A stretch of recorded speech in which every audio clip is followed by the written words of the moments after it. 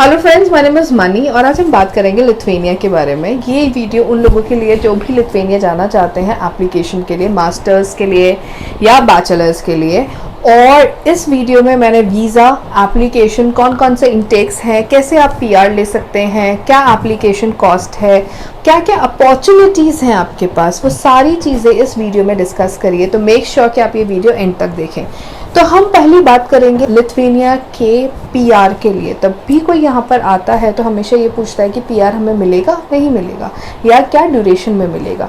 तो जब भी आप लिथुआनिया के लिए प्लान करें, आपके पास मिनिमम 5 साल आप उस कंट्री में रहें। अगर आपको 5 साल हो गए then you are eligible for the PR. Okay, दूसरा पॉइंट, तो हम जब भी लिथुआनिया के लिए अप्लाई करते हैं, हमारे 2 इंटेक्स हैं। एक है हमारा जनवरी इंटेक, एक है हमारा सितंबर इंटेक। तो आप ये लेके चलिए कि जनवरी के लिए नवंबर तक हमें क्लोज करनी होती है एप्लीकेशन, और सितंबर के लिए जून तक हमें क्लोज करनी होती है एप्लीकेशन। तो ही हमारी पॉसिबिलिटी होती है वीज़ा टाइम पे हो और हमारी एप्लीकेशन का रिजल्ट टाइम पे आए। क्योंकि जब भी हम लिथुआनिया में अप्लाई करते हैं तो हमें वहाँ से एक इंटरव्यू कॉल आता है यूनिवर्सिटी का, और यूनिवर्सिटी पहले इंटरव्यू लेती है आपका, उसके बाद ऑफर लेटर देती है, फिर आपका वीज़ा का प्रोसेस स्टार्ट होता है।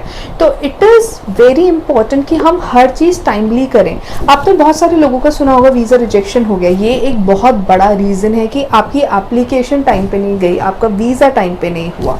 अब हम बात करेंगे दूसरा स्टेप, जो बहुत इंपॉर्टेंट स्टेप है, कि आप जब जाते हो लिथुआनिया तो आपको शैंगन वीज़ा मिलता है, क्योंकि आप उसमें पूरे यूरोपियन यूनियन में घूम सकते हो, which is more than 20 countries, right.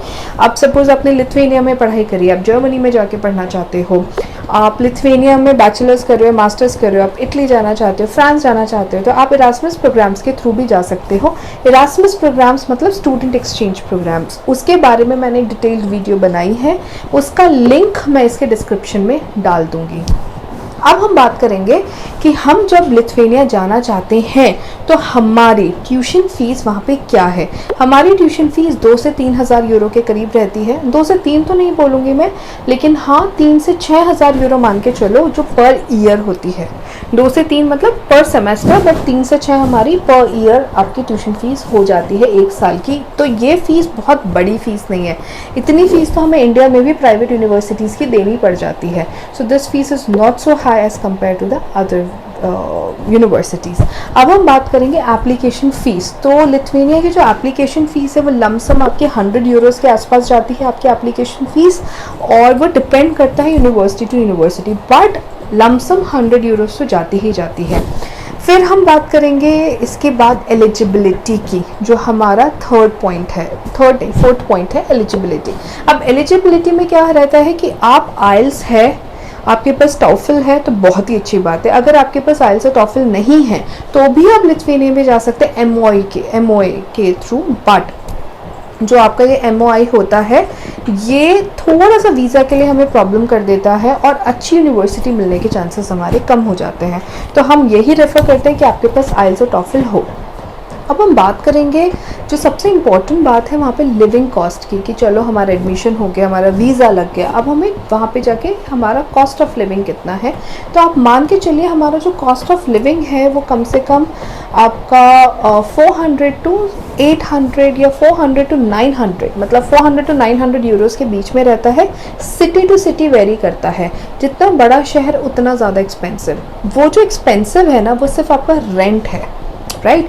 बाकी का लिविंग एक्सपेंडिचर आपका सेम रहेगा, जैसे ग्रोसरी हो गया आपका, फिर आपका हेल्थ इंश्योरेंस हो गया, आपका ट्रैवल हो गया, वो सब कुछ सेम ही रहता है, सिर्फ आपका रेंट वेरी करता है।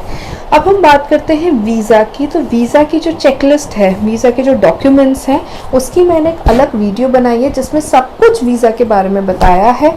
उसका भी मैं प्लेलिस्ट इसमें भेज दूँगी। But visa is not so complicated, वहाँ पे आसान वीज़ा है, बट पेपर वर्क है, वो पेपर वर्क हमारा टाइमली हो जाना चाहिए।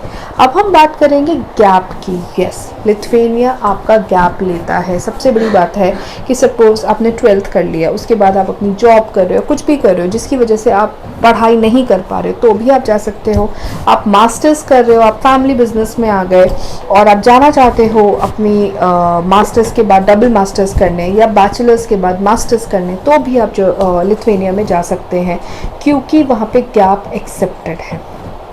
ठीक है, अब हम बात करते हैं कोर्स ड्यूरेशन की। जो हमारा कोर्स ड्यूरेशन है लिथुआनिया का तकरीबन 3 साल का भी है, 4 साल का भी है और कहीं कहीं 2.5 साल का भी है। तो वो यूनिवर्सिटी टू यूनिवर्सिटी वेरी करेगा और आपका कोर्स वेरी करेगा कि उस यूनिवर्सिटी में क्या कोर्स आपका हो रहा है। बट 3-3.5 साल आप बैचलर्स का लेके चलिएगा और मास्टर्स का 1.5 से 2 साल लेके चलिएगा। तो ये सारी इन्फॉर्मेशन को गैदर करके मैंने ये वीडियो आपको बताया है। आप हमें कॉन्टैक्ट कर सकते हैं अगर आपको कोई भी प्रॉब्लम हो रही है लिथुआनिया, लाटविया, किसी भी यूनिवर्सिटी के लिए, और यूरोप में अगर आप कहीं और पढ़ना चाहते हैं, we would be very happy to help you out. Thank you so much for watching this video.